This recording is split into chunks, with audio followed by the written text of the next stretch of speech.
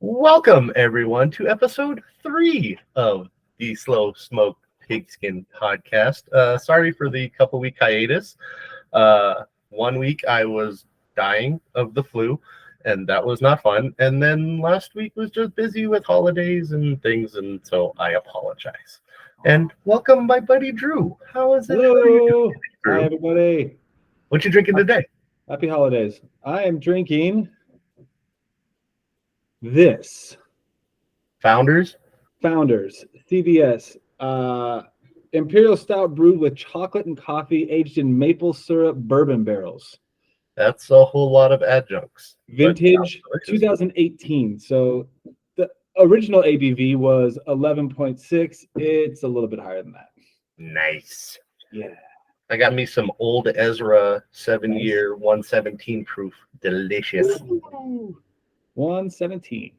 So, since we haven't recorded in a couple weeks, you know what happened? The season's over. And you know what else happened? I won. Oh, you're about to tell us, aren't you? I won. Congratulations. Finally, a third place finish, a second place finish, and then a first place finish. So I was counting down. Let's just hope I don't then restart the count at 12. By the way, I also have to mention another thing happened. You see, this week I'm wearing a special, beautiful jersey for the podcast. This is thanks to Rafael Estrada. Team Raf is always right, because he is a Bears fan, and before the season, he thought it would be a good idea to make a bet with me about who would have more wins, the Cowboys or the Bears. That's a no-brainer. Yeah, well, he had faith in his team, and I give him props for that. But thanks to the jersey, Raf. One year, maybe in 10 or 15 years, the Bears will be good. Yeah, well, it's going to be interesting to see what happens with them since they got the number 1 pick and Fields. Do they take Marvin Harrison Jr.? Do they trade? I don't know. See what happens. So catching up on some things that we missed over not recording for a couple weeks. The first 2 weeks of the playoffs, Jason Smith's team absolutely went off, and he won the weekly prize for both weeks. And him and I were talking before our championship matchup, and he referred to that as premature ejaculation because he blew his load before the championship game, and worked out that way. So good call, It Jason. happens to everybody. It's okay. It does. And then for championship week, you, Drew, were actually the weekly winner, despite the fact you left Cortland Sutton in your starting lineup. Now, I should have gotten you actually, I'm sorry. That wasn't an invalid roster because he wasn't declared out until that morning, if I remember correctly. Is it an invalid roster, though, if you're not playing anybody? Technically? Yeah, well, like I said, I didn't do it, and you still somehow managed to win. Plus, if I remember correctly, you had a defense on your bench that put up 20 points. Yeah, I just didn't set my lineup because I forgot that we still were playing for money, even though I wasn't. So I was like, it doesn't really matter. And I was working, and Well, the good news is congrats, you won anyways. Yes. And also that brings to a reminder, set a lineup for next week. Yes. This week. It's all screwed up, and hopefully you can figure out how to set a lineup, and I'm going to have to go manually calculate it. And hopefully next year at our league meeting in a month or two, I'm going to ask that we change that to only through week 17, but it's a change to the league, and I don't do those without getting y'all's approval. So, yeah. The other matchup that mattered for financial purposes was the third place game, Neil versus Steve. Neil went into Monday night, there was no Monday night game. Neil went into the Sunday night game, I believe, behind 7 points or so to Steve, and he had his quarterback to go. Neil picked up a new quarterback for this week to play Jaron Hall instead of starting Flacco or Howell. He already had his lineup. Huh? He should have started Flacco. He should have, but I mean, they were playing the Jets, and maybe he thought the Jets' defense was good, or I think it might have had something to do with the fact that he didn't realize Flacco was playing on Thursday and didn't get him in his lineup in time. That's probably more like it. We're going to go with that, because why would you start a rookie to win? Because at least it was the kid runs. He's got Justin Jefferson and Jordan Addison, and getting 8 points out of the rookie shouldn't have been a problem. Unfortunately, he put up 0.08. And for most of his time in the game, he was at negative and just managed to get barely positive. Either way, Neil went Galaxy Brain, and it cost him third place. He gets a better draft pick, lost out on the money. Sorry, Neil. Still love you, buddy. So the next time someone sets a poor lineup, we can just call it pulling a Neil. Oh, that's rough. I mean, when we look at, now that Sleeper has those, I think it only shows up when you actually have a weekly matchup, but on the app, it shows your start sit percentage. I think I mentioned this previously. Like, Steve was crushing it. I think he was just short of, was he at like 95% or was it 80? Whatever it was. It was something like 89%. It was, that's right. It was pushing 90. I think he was pushing 90 and the next closest was like 85. So yeah. Steve was setting lineups. I have had a history in all of my fantasy leagues of having that issue. Just massive amounts of points on my bench. Even in the championship, I managed to pull it off, but I started nowhere close to my optimal lineup. Justin Fields put up more than Dak. David Montgomery put up more than like all of the running backs I had in. It was, I'm not going to lie, I got lucky because it was ugly.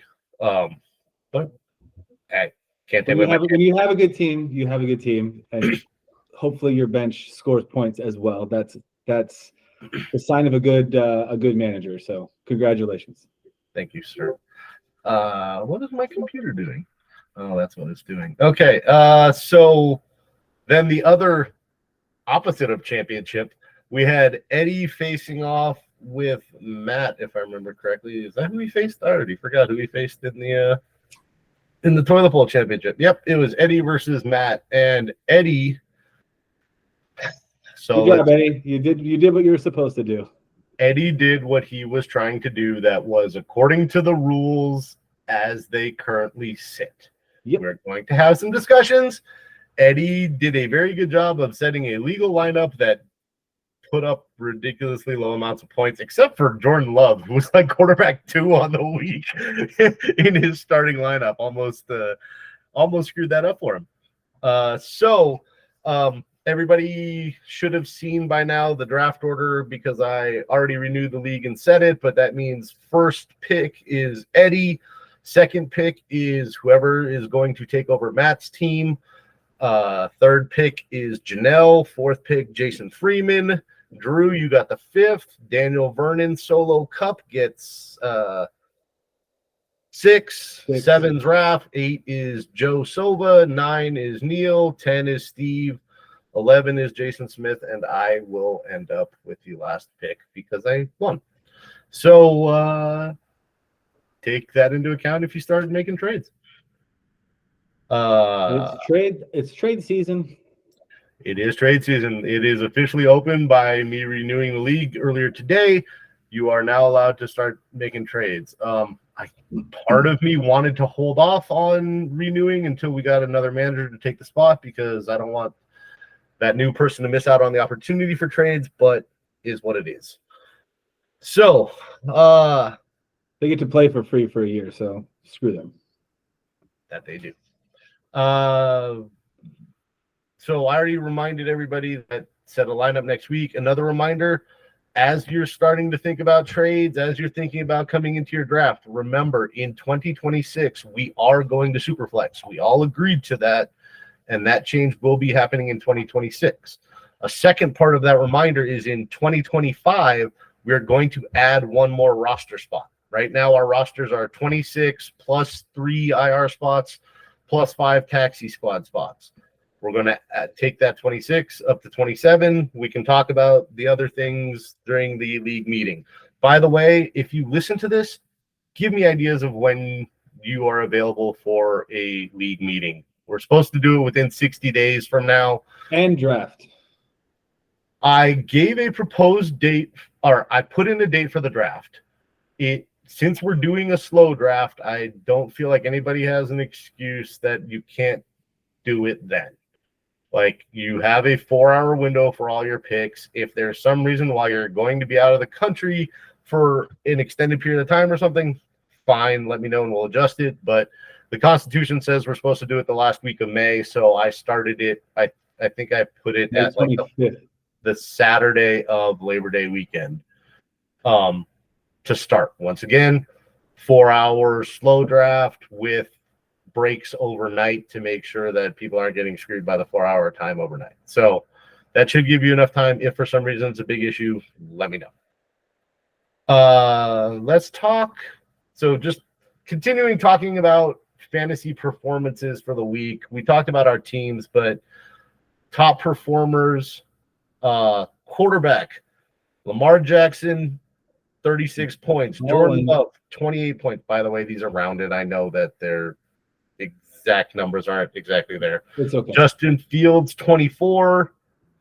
Jake Browning, 21. And Dak with 20. That's pretty surprising that, Dak actually, I think, missed his projection and still ended up at number 5 for the week with 20 points. It was a lot of disappointing, low-scoring fantasy performances this last week.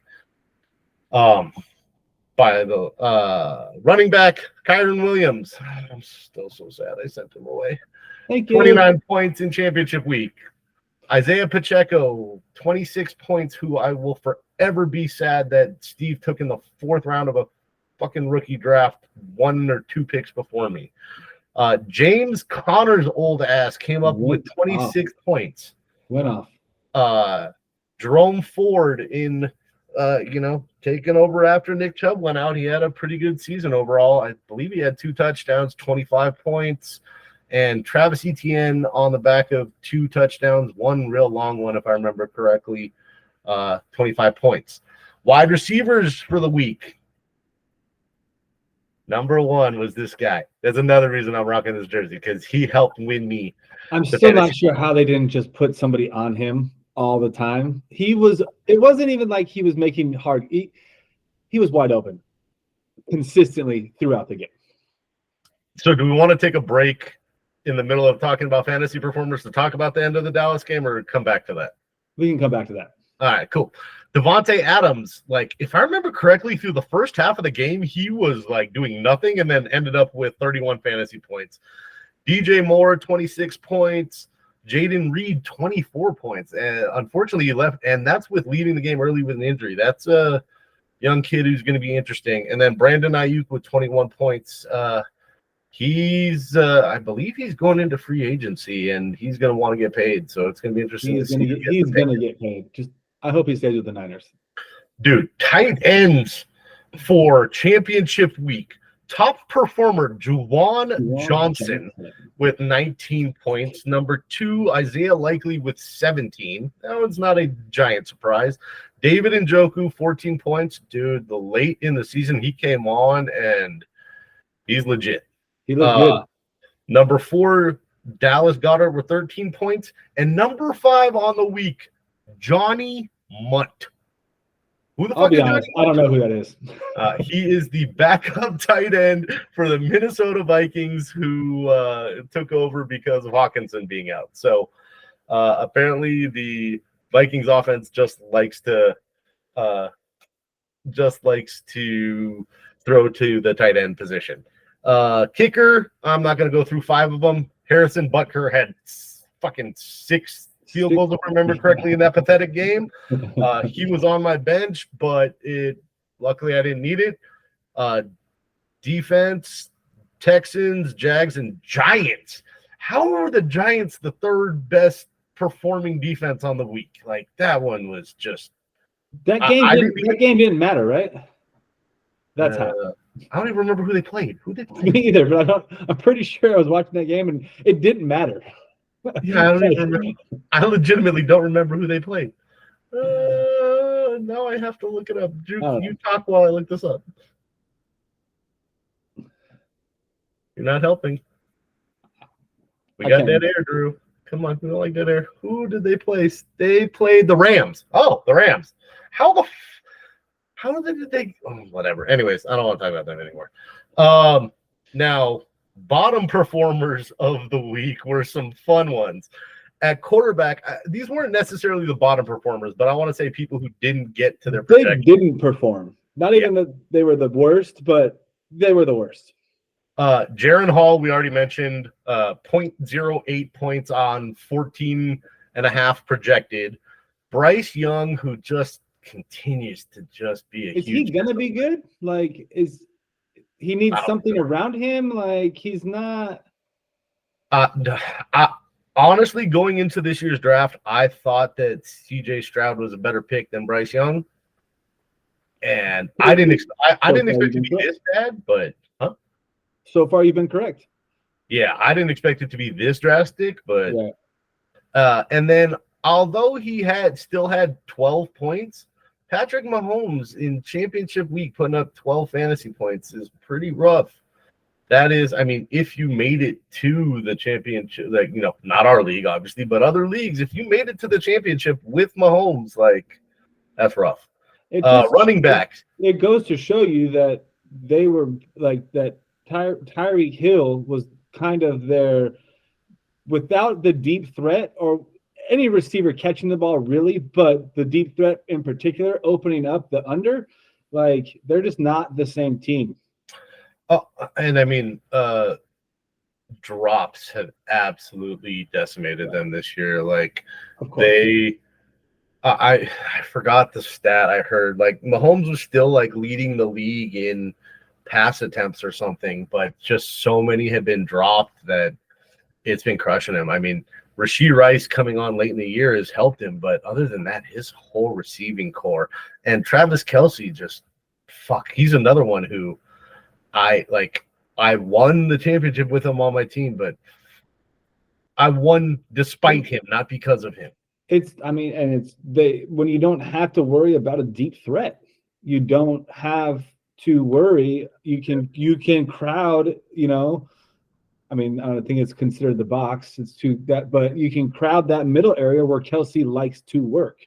Yep. So when you can put somebody on him and you don't have to worry about Tyreek Hill going deep for 80 yards, then that's a different dynamic. And I think that teams can pick up on that because, I mean, yes, Miami is very inconsistent, but when Tyreek Hill goes off, they win.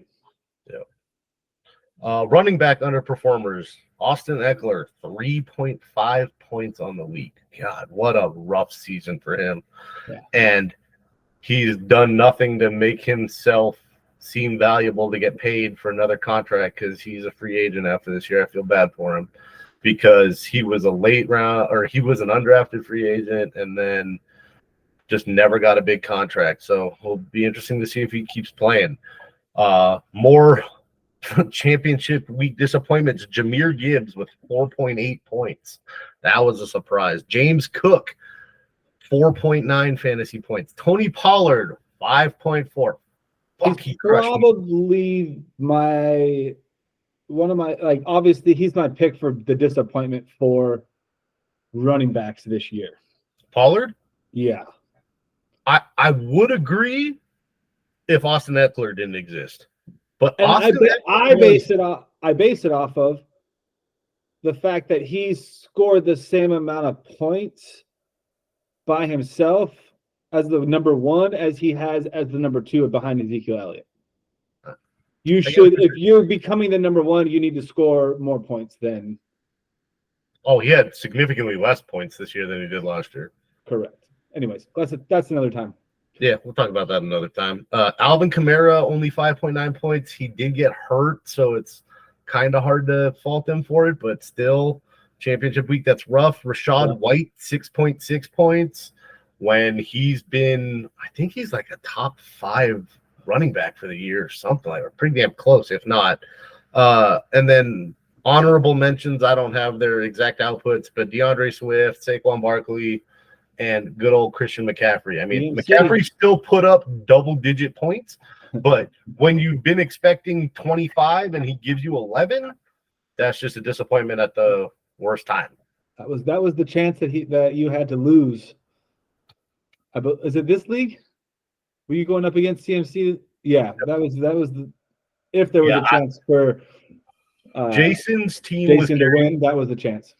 Jason's team was carried this year largely by Josh Allen and CMC.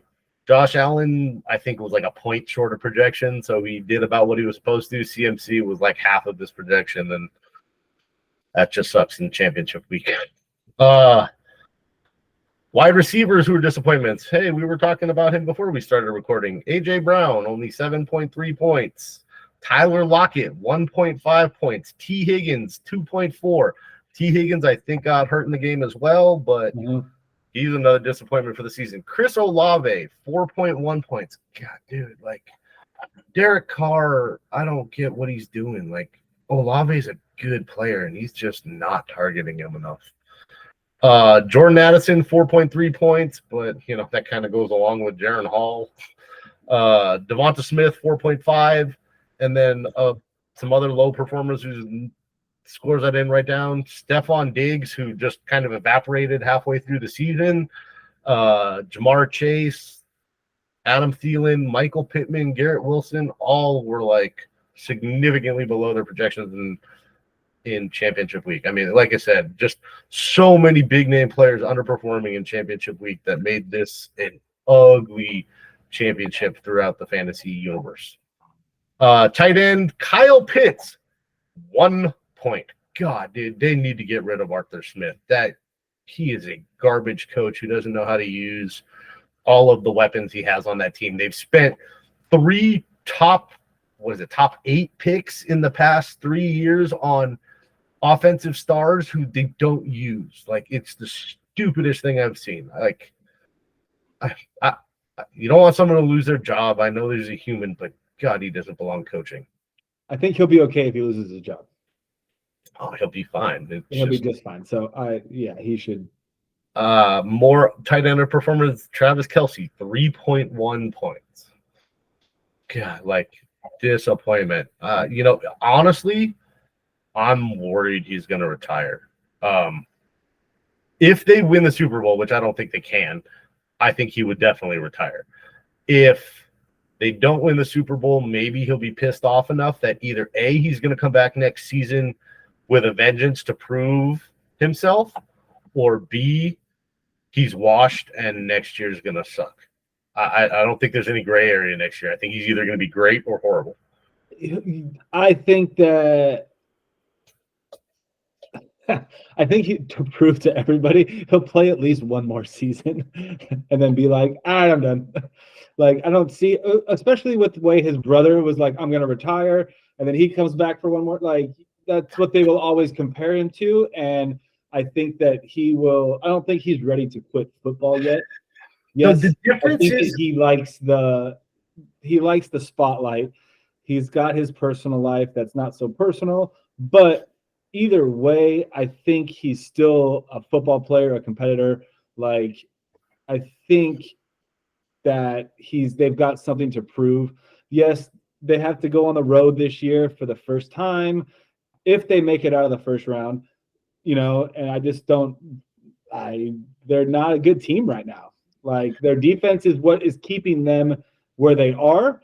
And yes, defense wins championships, but I'm not exactly sure what the matchups are going to be. But they're beatable, very beatable compared to the last 8 or 9 seasons now in a row. Something like that. Yeah. Well, anyways, Kelce, disappointment. George Kittle, 4.4 points, not so great. And Jake Ferguson, 5.3. So, like I said, a lot of stars underperforming in the championship. So, that's what I got for fantasy performances. Real quick discussion on NFL news. Hey, the Cowboys won the game. How about them Cowboys? I mean, they won. Whole lot of drama with that. The league has now issued a statement that it's on the players to make sure that they properly report. Did Dallas get a gift call? Yeah, I mean, I can't deny that. Was it a wrong call? Not necessarily. Had that whole procedure gone right, things have been different because If they knew that guy reported, maybe they would have covered him differently. There was still time on the clock. The Cowboys have a kicker who hasn't missed a field goal this year. They had timeouts. Do I know how the game would have ended? No. Was it a Christmas gift?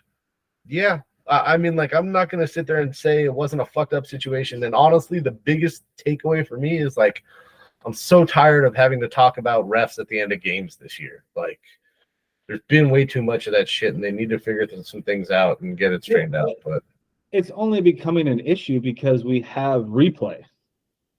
Before it was just like, oh, it's just because of the refs. Like, they suck. Cool. But now they suck, and we have replay, and we're not getting it correct. Like, how – and obviously that's like, did he say something? Because didn't Dan Campbell come out to say, oh, we were trying to confuse the defense. We were trying to confuse the Cowboys. So did he go over there to pretend like he was saying, you know what I mean? Like, oh, I'm talking to you, but did I really say, hey, I'm eligible? Apparently, so obviously, during the whole broadcast, they said that he wasn't, like, that he was covered or he wasn't on the line. Therefore, he wasn't eligible either way, whether he said he was eligible or not. So I heard that one on the broadcast. That one turned out to be wrong. Okay. Because the wide receiver was up at the line or was back from the I never remember. He wasn't covered up.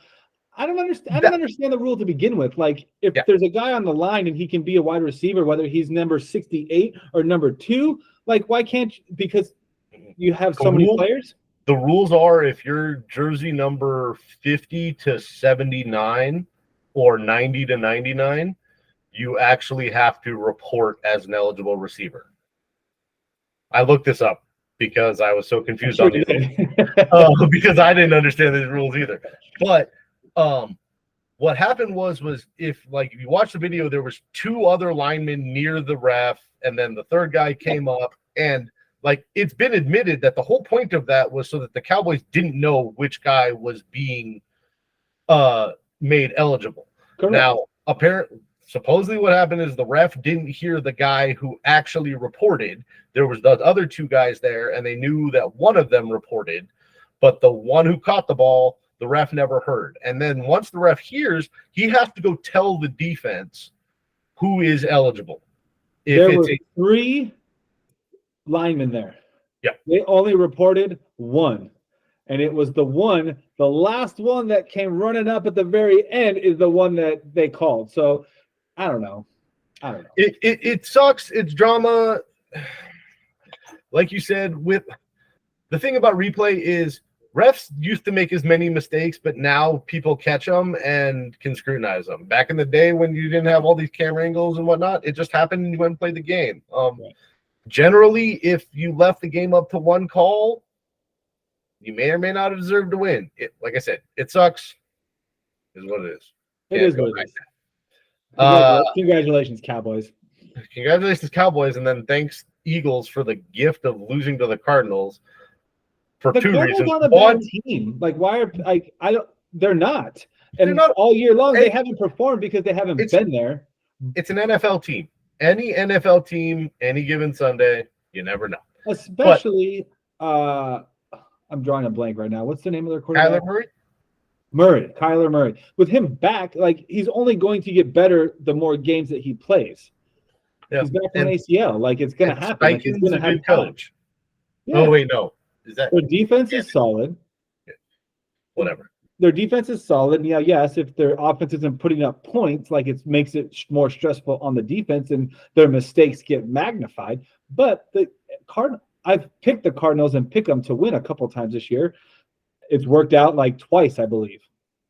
It was great for me because as a Cowboys fan, I was happy to see the Eagles lose. So for 2 reasons. 1, it allowed us to be number 1 in the East, and number 2, Cowboys lost to the Cardinals too. So now at least we weren't the only ones. Hey, all right.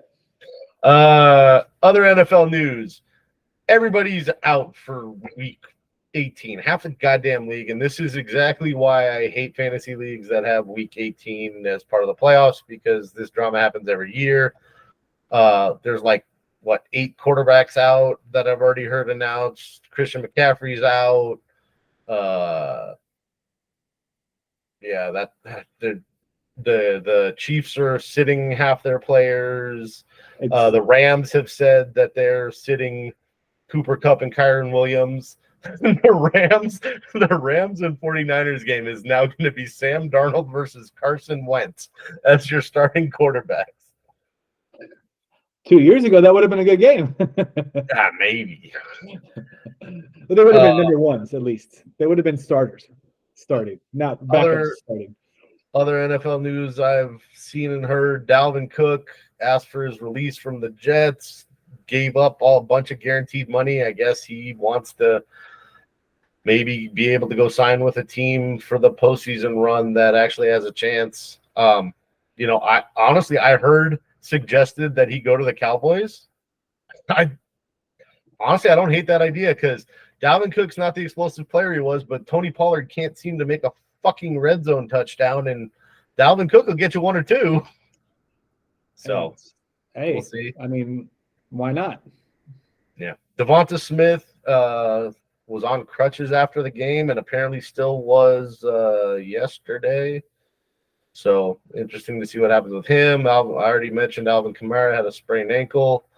I don't think we have any Dolphins fans in this league, but Bradley Chubb tore his ACL. He's been a baller on defense to go along with Jalen Phillips, who also tore an ACL. I was just gonna say that's both of their I want to say defensive ends, like slash linebacker, depending on where they play. Like yeah. I don't know if you've been watching Hard Knocks show on HBO. Hard Knocks. Thank you. That one. Hard Knocks. Like, it was a sad situation when Jalen Phillips got hurt and Bradley Chubb was one of the people talking about having to support him, and now Chubb goes down. It's like that's not the way you want to support him. Emotional support together. It's okay. Yeah. Steelers. We already talked about a bunch of weird quarterback situations, but Kenny Pickett's apparently healthy, and they're still going with Mason Rudolph. That's not faring well for Kenny. With the hot hand. Yeah, Kenny Pickett has every week there's like a stat about how something versus Kenny Pickett that shouldn't be the other person. Like, I think Joe Flacco has more touchdown passes this year than Kenny Pickett, and Joe's played for like 5 games. So Flacco has better stats than probably most of the quarterbacks. Granted, because most of the quarterbacks are replacements, but nonetheless, Joe Flacco has balled out for the last five weeks. Like, I saw a meme that was like, I don't know if you saw the video of Joe Flacco falling asleep on the sideline. Yes. It's like, dude, this guy used to practice every day with Ray Lewis, Terrell Suggs, and Ed Reed coming at him. Ain't no defenses he sees now scaring him. No. And then just a funny piece of NFL news, the Rams released another kicker and signed another one. They're back to Matt Gay because Haversack kept missing stuff. It's just a pathetic situation, and it made me laugh because Scott loves his Rams, and it's funny to me when I can see him in pain about them. So I think we went longer than we meant to today. What a surprise! Yeah, that's right. No one listens to us anyways. Yeah. Anything else important to talk about? Nothing important. What's your Super Bowl matchup, and who do you think is going to win the Super Bowl? I think it will be a Ravens and 49ers rematch. And I think the Niners will probably come out. If they stay healthy. I mean, I know the Ravens took the 49ers down, but I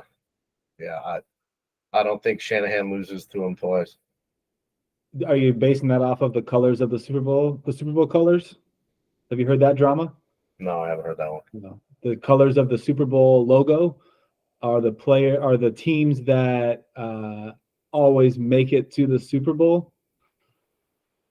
Search it. Yes, I don't think the team that always performs during the regular season and beats the teams that they end up seeing in the Super Bowl, it usually runs the other way.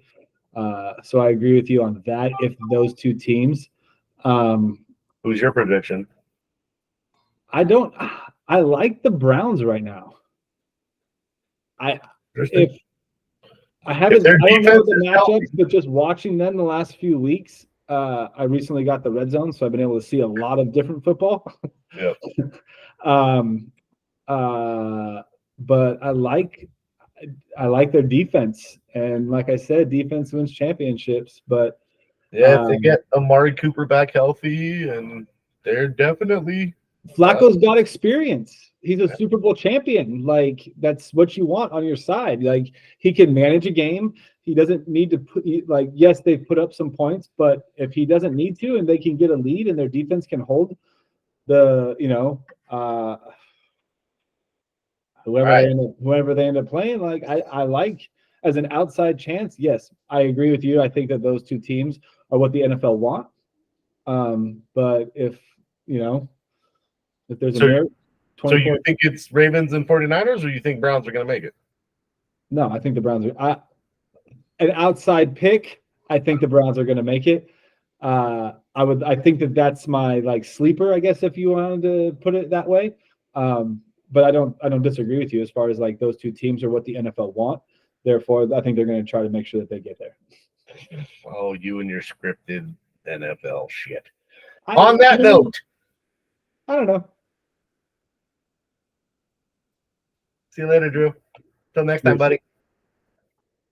Cheers. Congratulations, everybody. Great season. Yeah, thank you. Later, y'all.